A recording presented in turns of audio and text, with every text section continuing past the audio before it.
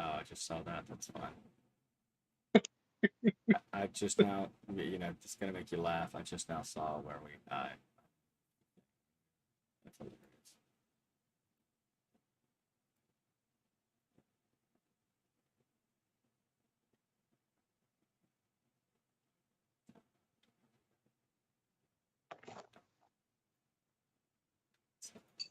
There.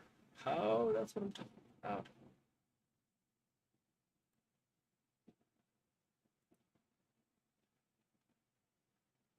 All right, so we're live. We're transmitting.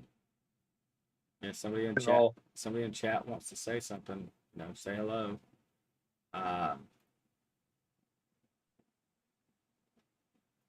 Hopefully, I don't see. it just went. The actual image just went live on the. Wow, I just saw that. That's Nice. fine. I think I need Wow, I to just saw go that. That's fine. My what? I just now, it's gonna make you laugh. I just The now camera's saw. like I have to mute things. What camera's off? I feel like my face is like mashed to one side. I can move that. I can fix that. Trying to figure out which way I need to go. You stay still. I got you. Okay. There we go. Now you're centered up in the frame. Well, we are live.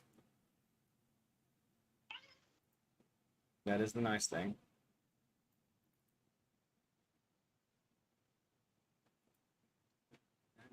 Give some zoom on this piece of junk. Let's see. Actually, how do you zoom inside of this? You, yeah.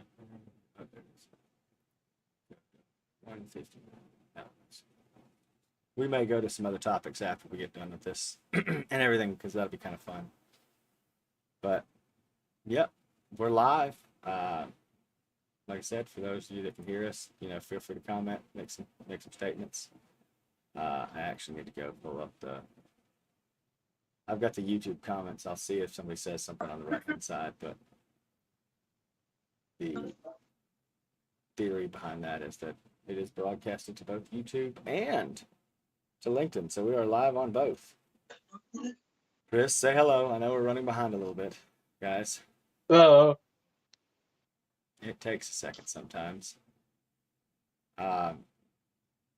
I may look off screen or off camera from time to time. I'm definitely looking off camera from what Chris can see of me. That's just because the two camera system, so that I can talk to him and he knows what I'm doing and so on and so forth. I need to move this open, y'all, so that I can actually access it a little better too. Not that I'm going to actually use the Stream Deck, but I like being able to. Y'all use your Stream Deck pretty heavily, don't you, Chris? We change the cameras every now and then. That makes sense. Well, cool. As we go about doing this, guys, like I said, if you have any comments or anything like that, any questions you want to ask, we really appreciate it. It's going to be a lot of fun. We're going to have us a good old time. Hopefully everything goes pretty well and everybody gets to enjoy this. But let's get into it. So, looks like LinkedIn's. LinkedIn has a pretty heavy lag on it. It's like But yeah, but it gotta also be had like like we also had, that must have been when I was, might be when I was moving your stuff. Moving you around. got like a 10-second lag. Yeah. Also, We're I good. seem to be seeing it. Oh, it's I more. seem to be seeing a jacket coming through your background filter. It's not a jacket. It's not a background filter. Ladies and gentlemen, that would be the nastiness of my apartment and a towel that I hang on the back of that thing every so often. I don't have a background filter on LinkedIn because that would mean I'd have to use like something else for that, and OBS does fine, so I'm good with this. So we're here to talk when to choose a workstation laptop versus a desktop. There's sometimes three of us, but primarily right now it's just the two of us, just me and Chris Touchberry. I am Brad Medlin. just a couple of guys with a dream of helping others navigate the crazy world of workstations and other fun work technologies. And the reason we're having this discussion tonight kind of stems back to some stuff that we've been looking at in the past and some conversations that you've been having, Chris. Mhm. And we wanted to reach out, put this out there for folks to understand. This is a somewhat of a big ticket. Hey, Jay. Jay's on the YouTubes, even though it says we have 0 viewers. There's apparently viewers there. Yeah. But we're talking Shout out laptops YouTube. and desktops and some of the comparisons and why you might want to go with a laptop and why you might want to go with a desktop. You're probably going to see me go out and do some wildly crazy and dumb things, browsing the internet and going through, the Dells and Lenovo's of the world. Great little conversation piece. But basically, this is a conversation. And like I said, it stems from some of the stuff that some conversations Chris has been having, and he and I have been talking about in the background, mostly related to, can you configure a Xeon into a laptop or like a Xeon W or why they don't make something like that. First and foremost, to answer those questions quickly, the reason laptops use laptop parts is power.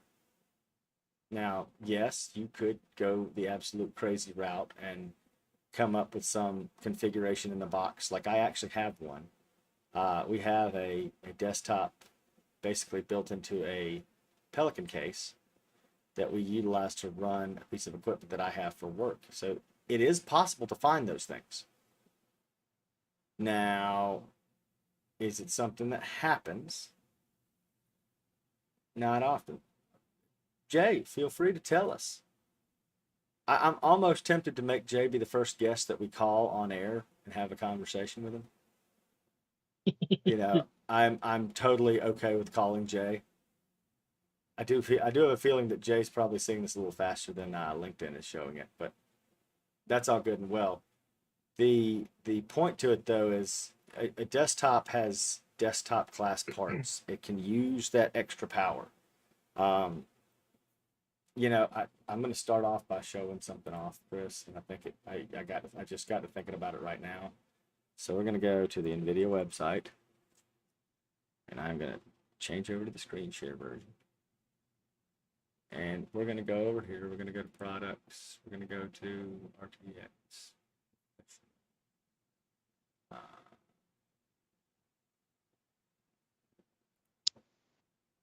Let's see if I can just get to like RTX and shit. Oh, here we go. Let's see if they've got the hard right. Yeah, this has them both right here, guys. So this should start you off, and the mobile versions of AMD are similar to this too. So you can this is kind of a decent comparison for you. When it comes to a laptop, the best laptop you can buy, the best laptop GPU you can buy right now is an A5500. All right. Let's just put that side by side with a regular A5500. Actually, no, we're going to put that side by side an A4500. Okay. So the laptop part actually beats the A4500, but only ever so slightly. Okay. So why is that? Well, it's because the desktop part draws more power. The A4500 is a 220 watt card, if I remember correctly, Chris. So I'm seeing a strange thing. Sorry to cut you off. Okay. Your screen with the laptop with the GPU chart showing up on YouTube, not showing up on LinkedIn. And that's because it's behind. I can tell you that I can look at it and tell you I see that LinkedIn is behind. LinkedIn is just that far behind. I would say it's probably a minute to 2 minutes behind. It just changed. Yep. Okay. All right. Sorry. Never mind. No, you're good, man. It's just there's a delay. Uh, Yeah. like I said, it's just a delay in the way the stream goes. Because keep in mind, this is being routed through a RMPT server, so it's kind of a little bit of a difference for us. Like I said, it's first time we're going to be dealing with chat that's a minute ahead in the YouTube world and a minute or so behind. But we'll get to everything as people comment and have questions. We'd love to hear from you, like you said. But we're going to go over here and look over this just to pull these components up real quick. So I'm going to go to Mother, I'm going to go to video cards, workstation cards. Pull up this lovely PNY 4500. That's the 5000. 6000. 2006 gig.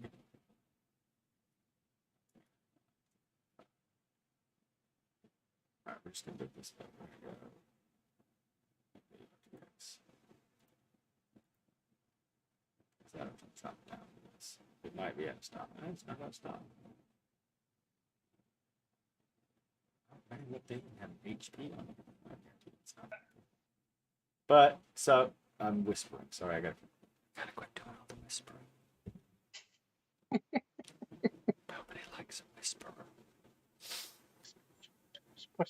Just talk as quietly as possible.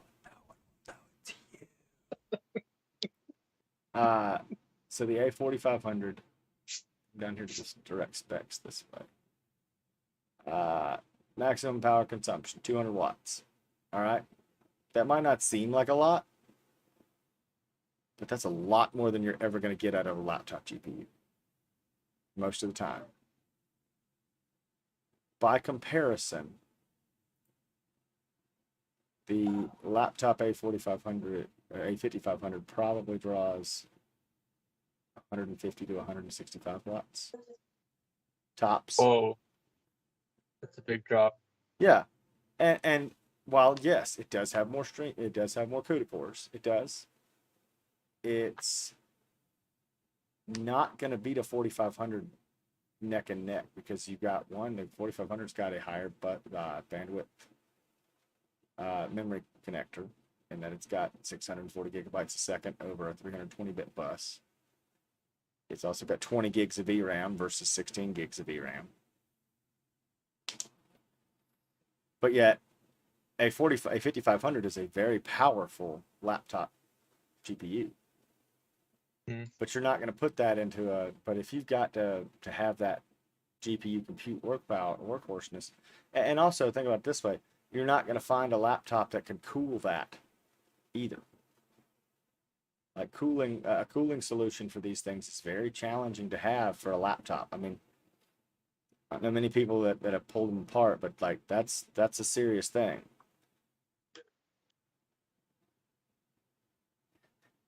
Hey, Patrick. Yes, LinkedIn is being quite terrible. I'm wondering if we will have to do just a solid run of it by itself. It's being slow for some reason, and it's also, unfortunately, it seems to be lagging quite far behind. I see it skipping on mine, but I don't know if it's skipping in the real world. Though it tells me the stream health is excellent. So, not sure.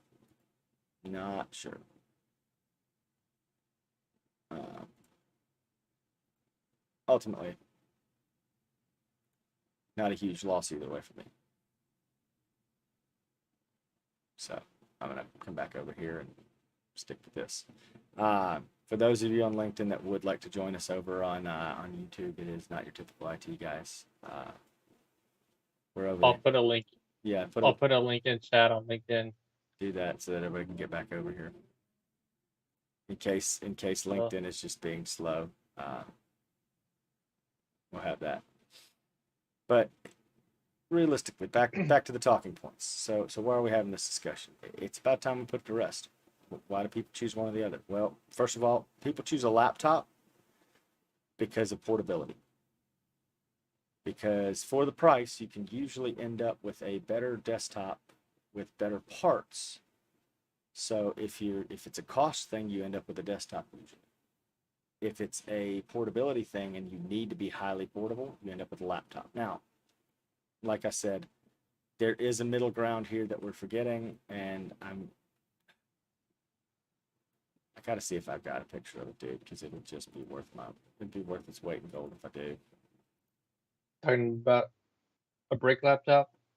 No, I'm talking about the it's our underwater. So I have my team has an underwater scanner that's run by a this it's a little bit older machine that we bought. It has a 7700K, but it's a desktop class 7700K.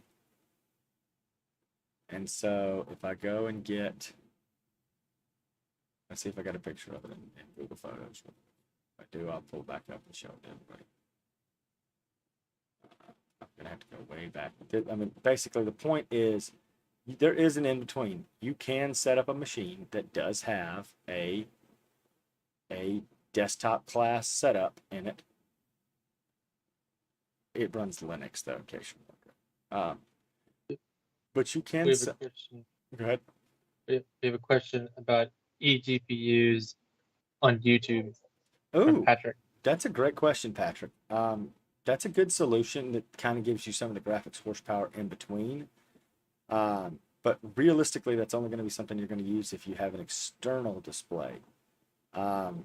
Internally, that will kind of that'll kind of tap you out a little bit, and not sure if there's any way that we can, better describe that from a professional standpoint. Jade's got a comment back On dude. YouTube.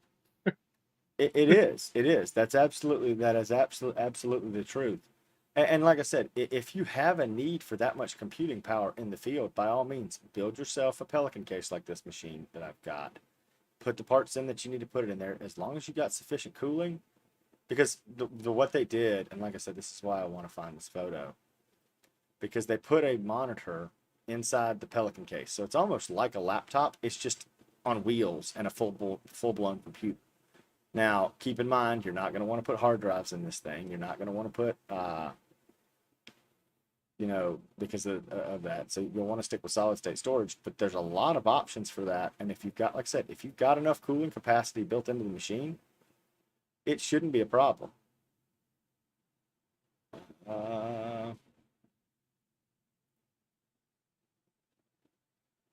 That's the back of it. So the front of it shows the actual. Because we have a keyboard and mouse that we keep inside of it. I mean, it's literally like a laptop. It's just in a Pelican case. It's a very large, like I said, and it's a Bear, and but it has a power supply just like a normal computer. It's got the 110 outlet plug, like the big computer cable outlet plug. Oh, yeah. That you think of? Yeah.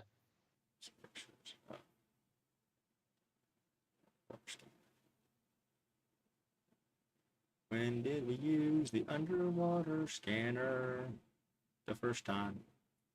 Oh, sorry. Here it is. I have a picture. Yes, I do.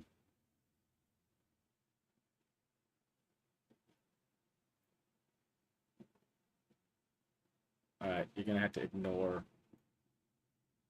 the things, guys. I have to tell you that. You have to ignore the things.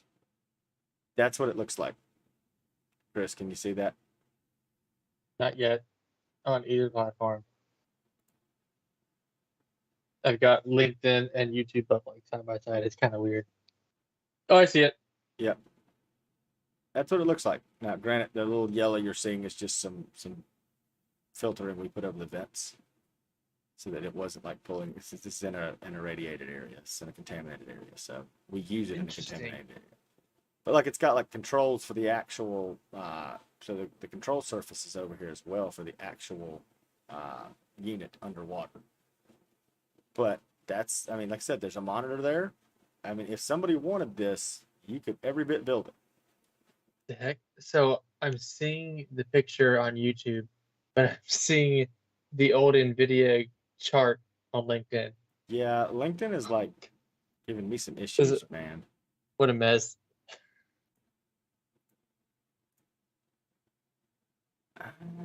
Link seems to be streaming fine, but it's not staying up to date. It's almost like it pauses sometimes. Like I can pause. I am. I think I'm actually pausing the stream accidentally.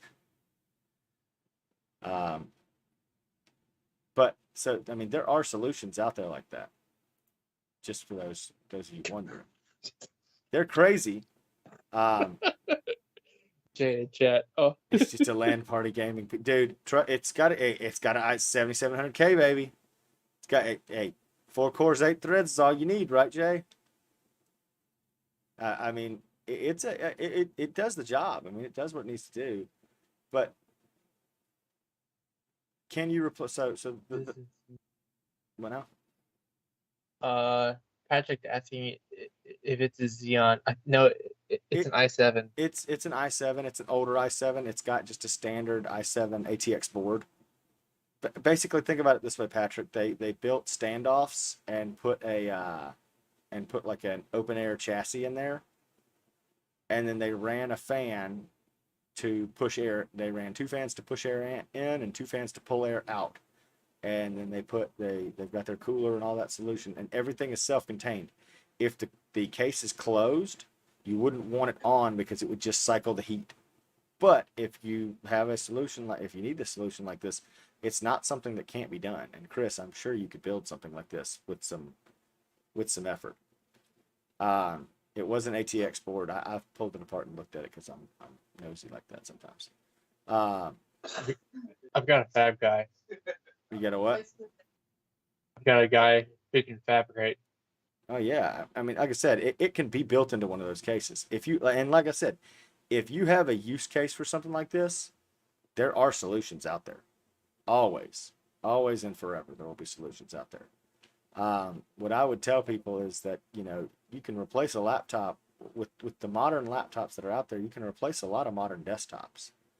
So the point being that, let's think about what's a general purpose desktop, something that a everyday user is going to use. They're going to come with an i5, maybe an i7, hopefully at a minimum now 16 gigs of RAM, which you can put in a laptop easy. It's going to come with what else is it going to come with? An integrated GPU typically, built onto the CPU. Sometimes you'll get a discrete GPU, very, very rarely.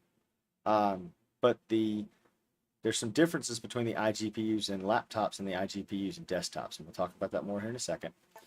A lot of your general purpose desktops, they're small form factor desktops that are like more for just, like I said, somebody doing, and use my example. Your desktops that look like this, these little small things. Nuts. These kind of desktops, these kind of little Dell desktops like that. Those you're gonna like those kind of things. They're not built with laptop parts. They're built with desktop parts, but they're small and tiny, and no idea who uses those. I'll tell you who uses those.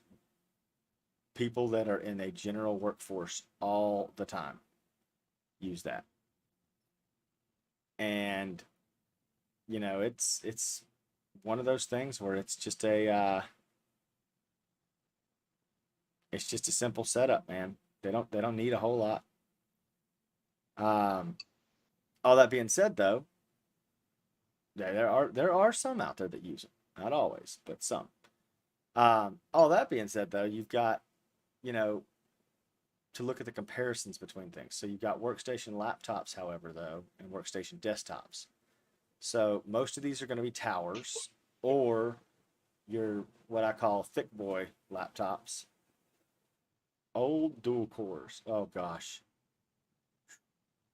Yeah, that's a while back. It's about time to make them get some upgrades in. Upgrades, people, upgrades.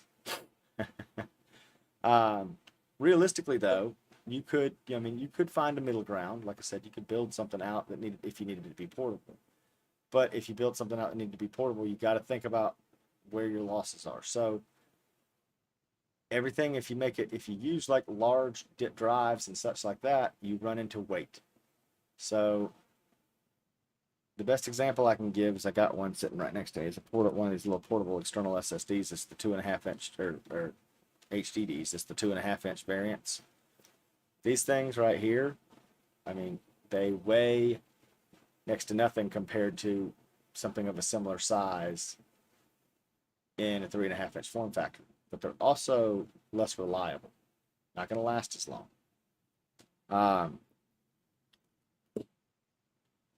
You run into a, huh? Oh, no, it's fine. No, go ahead. No, LinkedIn like paused for like 5 seconds. Yeah, like I said, it hadn't paused on me recently, but I haven't clicked on it. I noticed that earlier I was clicking on it accidentally, and I think I was pausing the stream accidentally. My apologies to those of you on LinkedIn. So let's kind of bring it back full circle. So a general purpose laptop is going to be the same way. You can get an i5, an i7, and a lot of those specs, once again, if it's a general purpose laptop, what I call a thin and light, it's not going to have a GPU usually, a DGPU. It'll have an iGPU, which kind of defeats the purpose if you want to use it for anything, heavy for GPU compute. Will have a lot of the same specs as the general purpose desktop. It's when you get into the workstation laptops and the workstation desktops that things change.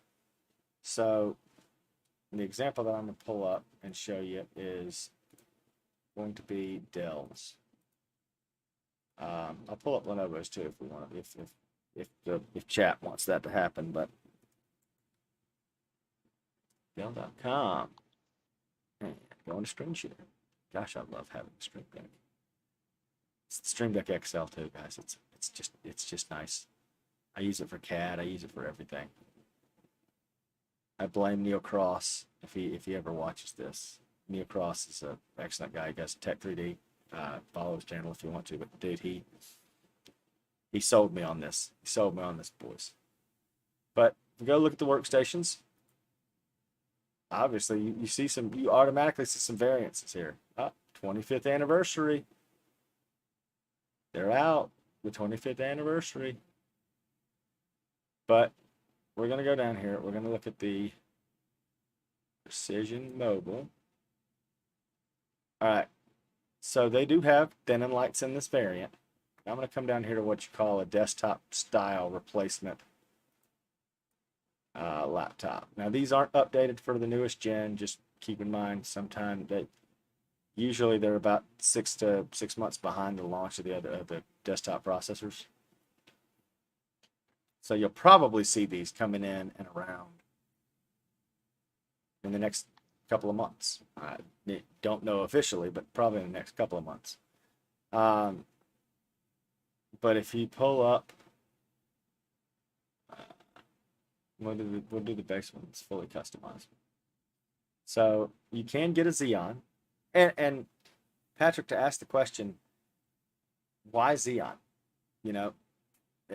Just to get your personal thought process. Why is it Xeon is something? Realistically, the only thing that Xeon adds,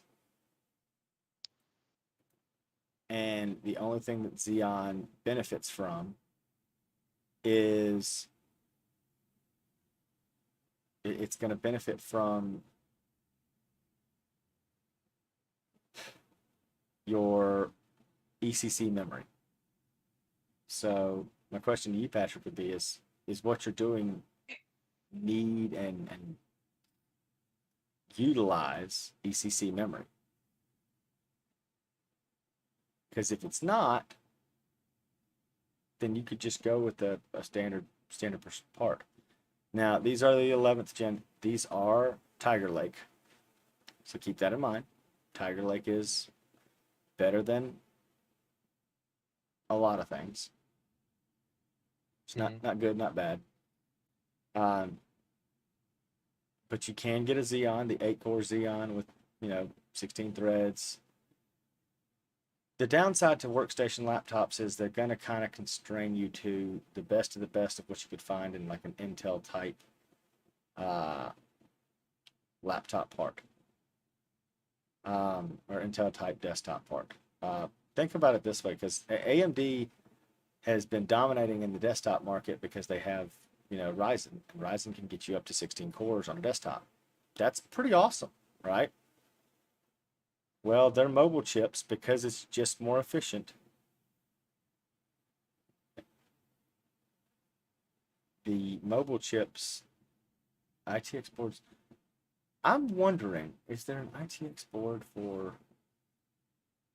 Yeah, you're probably not going to see an ITX board for Xeon, for like Xeon Scalable or anything like that, and that's just purely due to the chip size.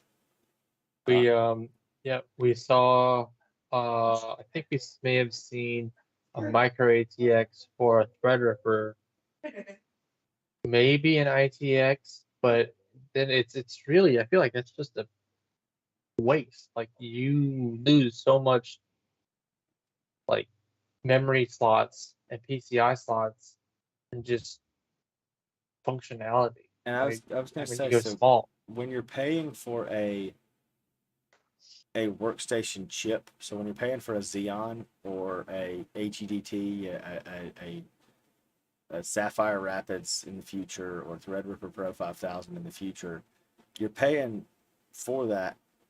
Yeah, there's not a point. And I think what you're paying for in that is you're paying for the I/O, and you're paying for the memory channels and the memory bandwidth. And if you only do a build with, an ITX board on that kind of system, you're gonna lose. Man, you trying to catch a football over there, Chris? Um, you're gonna lose a lot of that I/O. A lot of a lot of the PCI Express lanes and so on and so forth. Now they might have some like risers and setups that you might be able to pull off, but it still doesn't make a lot of sense. A good laptop to me is not going to need that much I/O. And here's a fun point for you. So I'll tell you this, and this doesn't show you the inside of it, but it will kind of show you. And this doesn't give you the bottom view of it, but this machine does have support for 4 NVMe SSDs, can be configured in RAID 0. All right, this Dell does. If you get the weaker powered version of it, you can also put a regular SSD in it. I mean, NVMe SSDs are getting up to 4 terabytes pretty easily. That's not anything to scoff at. It does come with up to, this is still the older stuff, because like I said, it's last year's model, so it doesn't have the A5500. It's got the A5000. But you're paying for, remember what we were looking at earlier. Just to come back to this. So you're paying for an A4000 price. You're paying the A4000 price, or the A5500 is basically paying is what you're paying for, and you could get the 4500 for less money. If that makes any sense. It might not. I'm just,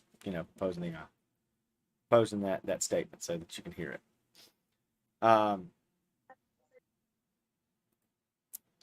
Yes, you can get a 4K screen on this that's got 120 hertz, and that's all good and well, but I mean, a big enough Pelican case, and you could put up a 24, 27-inch screen, right, Chris? I mean, slap a big monitor in there and you're good to go.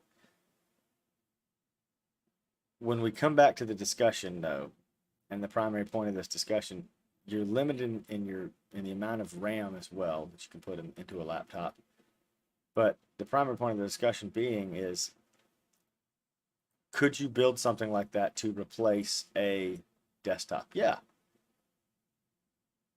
But it's not going to have the maximum compute power. So, back to the discussion point. You have to choose one or the other. You have to choose cost or portability. And sometimes, if you're a company, you have to make that decision, and say, hey, we can do 75% of our work on a laptop, and rather than buying people desktops, we buy one shared desktop. That's what we do. I mean, that's what stop is for us. Our super tower power is exactly that.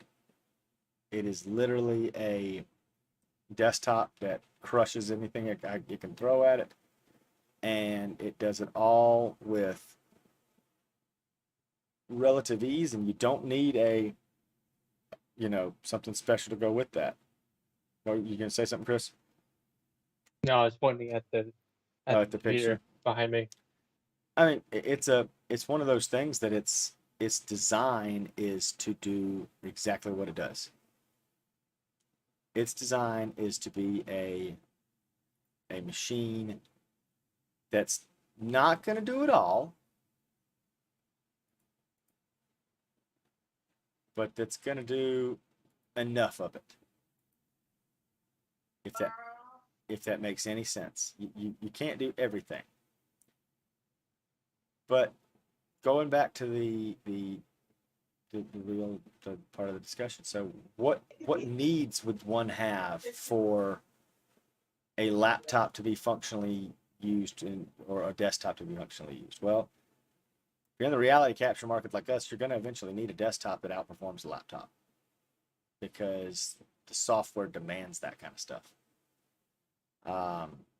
If you're in CAD market, no, I mean if you look at the upcoming Alder Lake laptop chips, they're pretty special. And AMD's Ryzen, when they finally launch Zen 4, that should be something special. The 5800X, Chris, I'm very tempted to build a 5800X machine to test in CAD software, purely because that I'm wondering if that extra, of course, it's IPC, but is it really IPC? Is it really? It doesn't gain anything because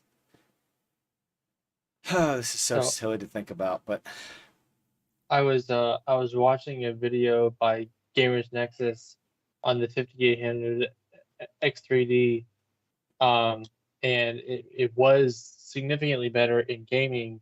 But once you got into like Adobe and Blender, and I think they did some more single core focused testing. yep, It just fell flat. It only having the what 8 cores. 4.5. Yeah. No. It was the 4. It was that AMD had to really limit the clock speed with the cached edition, and so it just fell completely behind in stuff that didn't care about cache and cared more about IPC and clock speed.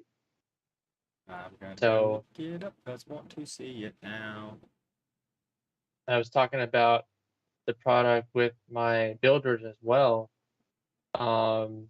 It's a really good product for people who already have an older Ryzen board, and then you get that one last upgrade if you're primarily playing games. Then it will be a big upgrade. It beats a 12900 KS, and it's like half the price.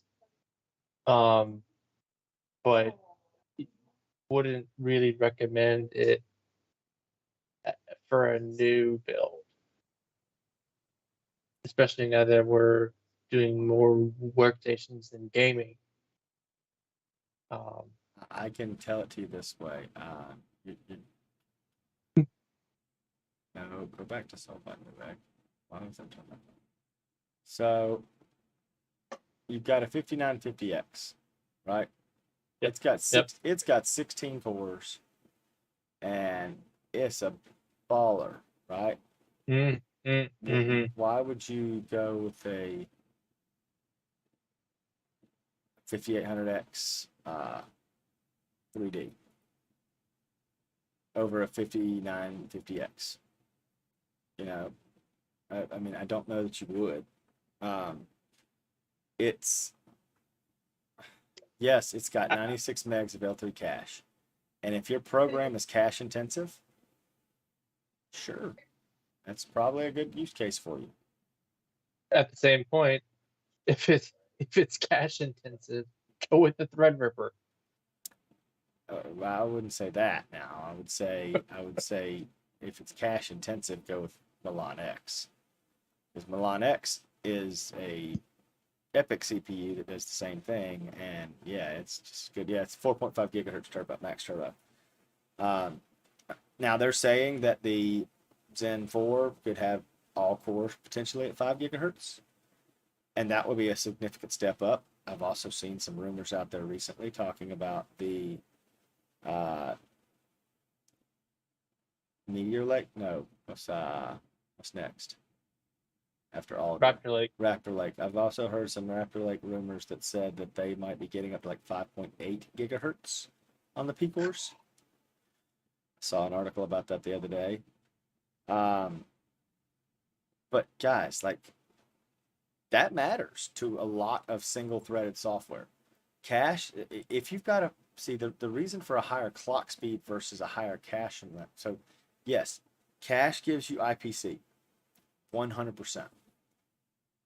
But that cache doesn't necessarily like the easiest way to boost IPC, what they say, is at the end of a generation is to throw cache at it. Because quite literally throw dollar cache and also throw memory cache at it because it is, that's how you get really what you're doing. But it's not going to give you a substantial uplift in actual processor ability because while yes, there's a little bit of IPC uplift, and sure, in certain games that only use 8 cores and 8 threads, that thing is going to kick tail because they can optimize those for those things 100%. But it's a realistic, you got to look at the reality of the of everything. Which is, what do you want to be your functional use case? And if you're a creator, if you're a gamer, okay, you want to try to find the blend of the best and get the best of both worlds.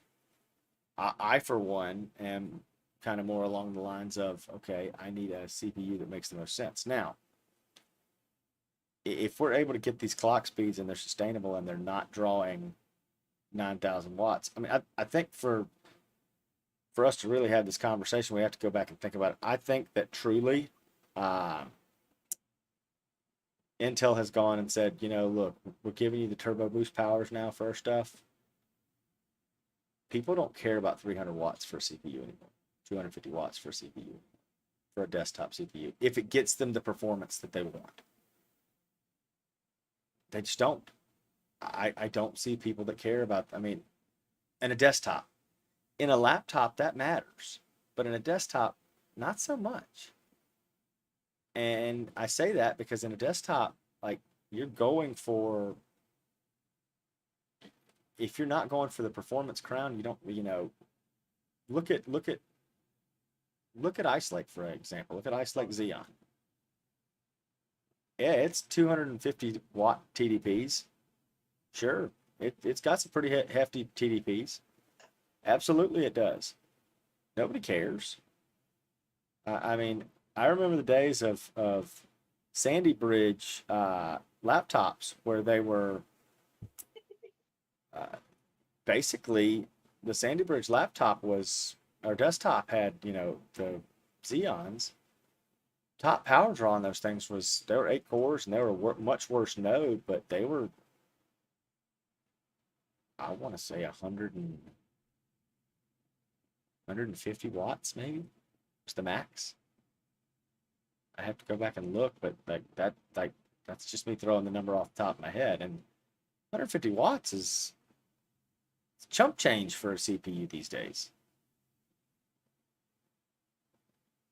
And there is a benefit to the operating frequency being high. That's why Ice Lake didn't come out as a HEDT platform, because they couldn't get sustained high clock speeds on more than 4 cores.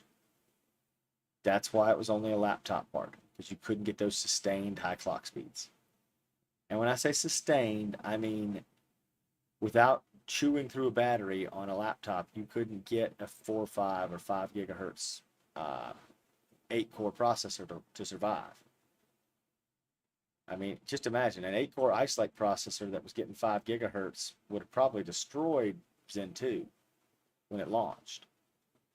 Because that's back when that shit should have launched before that. It probably should have launched with Zen. And if you had that for Zen, I mean, it would have been huge. But and I know this is diving down the rabbit hole some, but you've also got to think about what are your, what are your intents. And the other thing is with laptops, you run out of, your storage options are kind of minimal. Like external storage is an option. And yeah, eGPU is a thing, a good thing, but a thing. But your storage options are not the same as with the desktop. I mean, Stop's got 48 terabytes of hard drive goodness for soft storage. Yes, it's got, 12 terabytes of NVMe in RAID 0, 4 terabytes in RAID 0, which is 1 terabytes and 2 terabytes. But you've got PCI Express slots where you can put the cards in. You've got onboard NVMe. You've got so many other options with those machines that realistically you kind of have to, as you're weighing those options, you've got to start looking at what are my end goals. And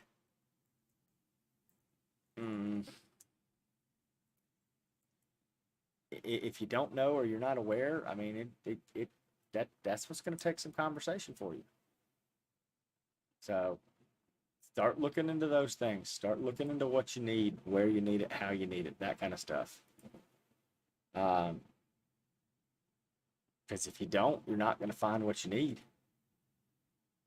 You're not going to find the setup that you want. And that's just going to make you mad. That's not a good that's not a good place to be. Asking those questions is sometimes the hard thing to do. I'm feeling the way this is gone, Chris. So both, yes, yeah. That both are good choices, absolutely, Patrick.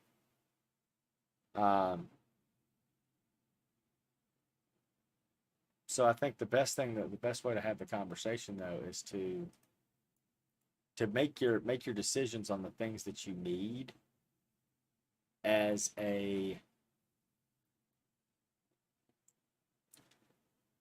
what's the better way to word this? As an effort of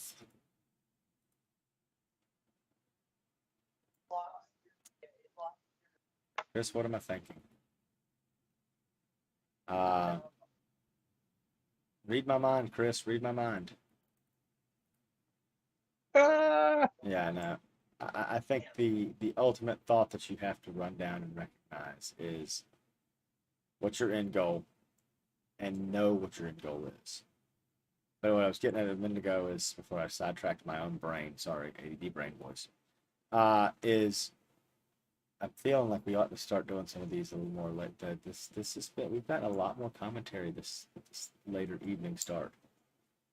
6:30 start was great, but I think this is Well, so I know that Patrick is in Taiwan, and when we start a build or a podcast at 6 p.m., it's 6 a.m. for him. yeah. So that means that this is about he's watching this as part of the working day. Yep. It's Saturday over there right now. Let's keep that in mind. So he's learning on his he's doing some Saturday morning learning. But yeah, it's a good chance to chat with some more folks. Maybe we ought to do a couple more of these earlier in the week too.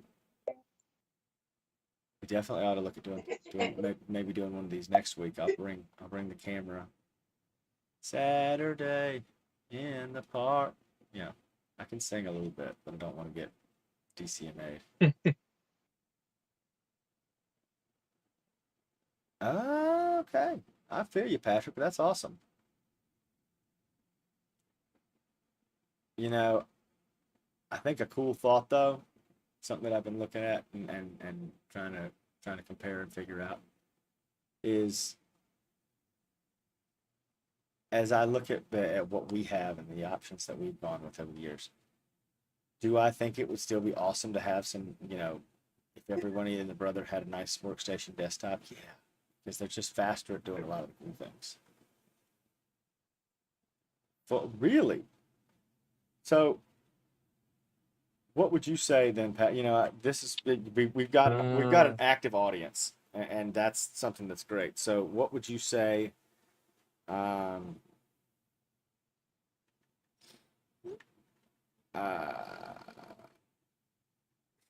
what would you say is a? Do you guys buy Xeons and laptops? Yeah, I could see that. Yeah, they build all from computers. I'm just kidding. Yeah, I get that. I'm sure that the I word is messing with a lot of people over there too. Um, Inflation is that word I'm thinking of. I think laptops are see and you say that, but it's really not. So our companies they don't when we think of a workstation, they yeah. Okay, you have to understand. We our workstations are divided into two different sections in the company that I work for. The high end workstation, okay, just to give you the fun nitty gritty. The high end workstation is an i5 quad core, 8 thread with 8 gigs of RAM and a 512 gig SSD. Is that a It's high the end? high end. Is that a high end computer to you, Patrick? So I'm taking my eyes back to see what he says, but I, I I don't think that's high end. Then they have a classification that they call special function. Well, problem with that is that too many people we know that do the work, in design work, so on and so forth. The software needs more than 16 gigs of RAM, but our special function only came with 16 gigs. I mean, yeah, exactly. Thank you. It's a terrible, terrible, terrible use of that. An i5 is not a high-end machine, and I have tried to get them to call that the standard box, standard workstation. Get away from high-end, because if you call it high-end, the second your users start to see it lag and suffer and fall behind, they're going to start saying, well, this thing is a piece of junk, you know? And it is. Oof. It quite literally is. No. My iPhone has 6 gigs of RAM. I could trade you. Do your work on an iPhone now, right? Yeah, I have a 13 Pro Max. It's got 6 gigs of RAM.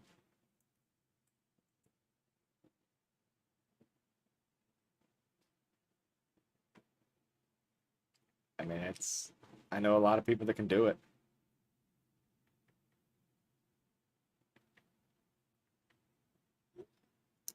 How much does my Pixel have? Yeah, I sit there a lot too. I sit there a lot. I don't want to tell you how much RAM I have, Patrick, and I still have to sit there a lot. Right, Chris? Sitting there. So sometimes you have to sit there even if you have a terabyte of RAM.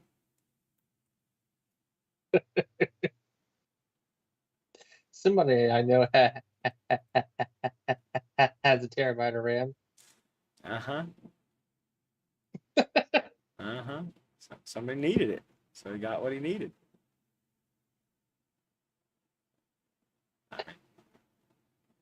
That's what I always say. If you need something, get it. If you don't need it, you don't need it. But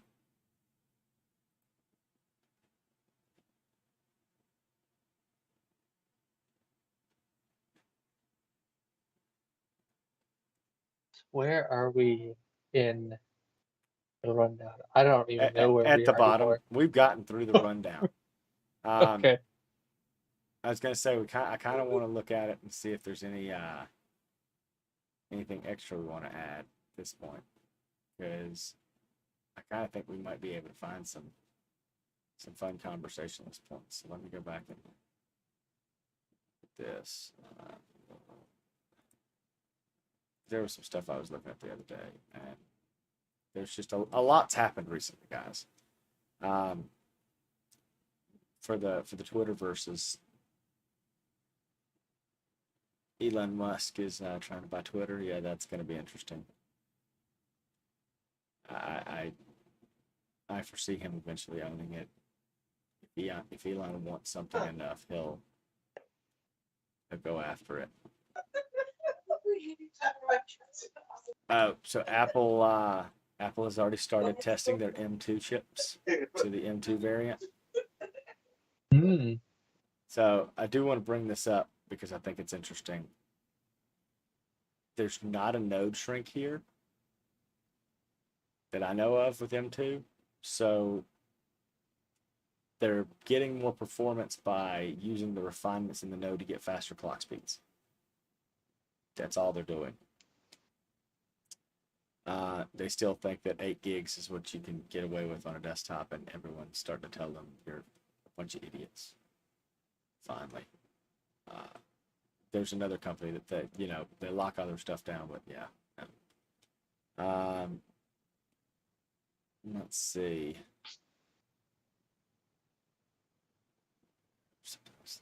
I gotta find it. I like to browse them. Oh, this was something that I found cool.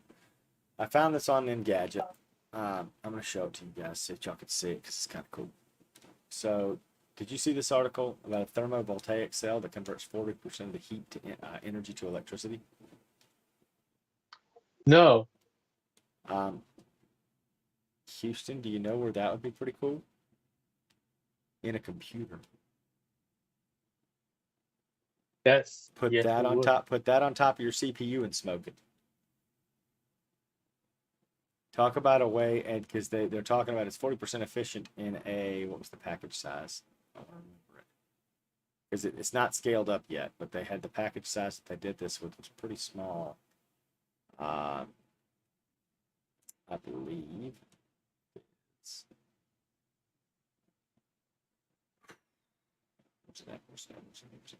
didn't tell me on this thing. I thought I read somewhere. It's like it's basically about the size of a right now it's about the size of a CPU. Might be a little bit smaller, but that, like, okay, put that on top of your CPU to pull, or your package to pull that off. Guess what? Tie that in, and all of a sudden you're getting a little bit of power back out of the waste heat. I'm not saying you can't just create it out of nowhere, but it's a great way to cycle it, at least. Right? Mm-hmm.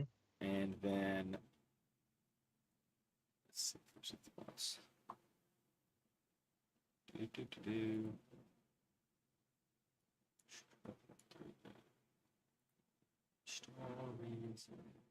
Yeah, Apple's AirPod Pros are back on sale for $175. I'm sorry, I have to talk about that one because I'm an idiot.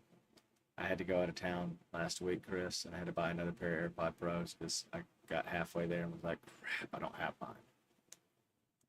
Those things are nice for whenever you have to go like that. If we're talking about little gadgets that we use, those are great for that. Let's see. Watched a great podcast on the Epic Games lawsuit with Apple. I don't know if that's going to go over. Let's see.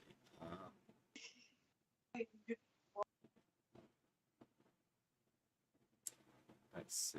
I don't see anything else. I think we can wrap it up. We've been doing this for an hour. Chris, you and I will talk some more. And guys, this has been fun as usual. We hope to hear from you soon. I'm going to try to go back and rewatch the LinkedIn Live version and see if it actually stands up to the test of time. It's going. It's just, I don't even know where we are in it. Oh, I know. Well, anymore. Mine restarted. The actual stream restarted. Oh my gosh. And mine is in the actual, like, LinkedIn Live video posting said. I don't know. But guys, it's been great. We'll talk to you soon. Patrick, great talking to you. Have a wonderful Saturday. Happy Good Friday. Happy Easter to everybody. It is a holiday. Happy Passover to some of those folks. Be safe. We'll talk to you soon.